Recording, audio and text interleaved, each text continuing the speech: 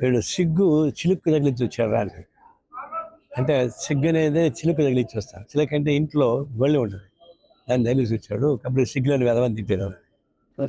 ఇప్పుడు సినిమా ఓనర్లంతా కలిసి రేట్లు పెంచమని సిగ్గు లేకుండా అడగడం, బుద్ధి లేకుండా గవర్నమెంట్ దాన్ని ఒప్పుకోవడం, ఇది ఎక్కడ అన్యాయం? ఇది వాళ్ళు 100 కోట్ల రూపాయలు ఖర్చు పెట్టి విలాసంగా సినిమాలు తీస్తే వాళ్ళకి ఏదో నష్టం వచ్చేసిందని చెప్పేసి ప్రజలపైన ఒక్కొక్కరికి ₹1000 ఫైన్ వేస్తే ప్రజల రక్త మాంసాలు పిండి పిప్పి చేసి విలాసవంతమైన కార్పొరేట్ కంపెనీ చేస్తారా? ఎవరు చెప్పారు ఇదంతా మీకు? ఎవరు పెట్టుకున్నారు అంత 2 కోట్లు?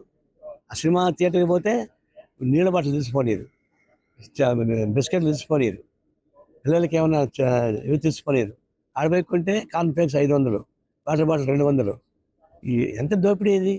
ఆ దోపిడీ చేసేవాడు గవర్నమెంట్ సపోర్ట్ చేస్తుందా? ఎందుకు పెంచాలి? అందులో ఇది పెంచడానికి బుద్ధి లేని గవర్నమెంటు, అడిగిన వాళ్ళకి సిగ్గలేదు, దీన్ని అంగీకరించకూడదు.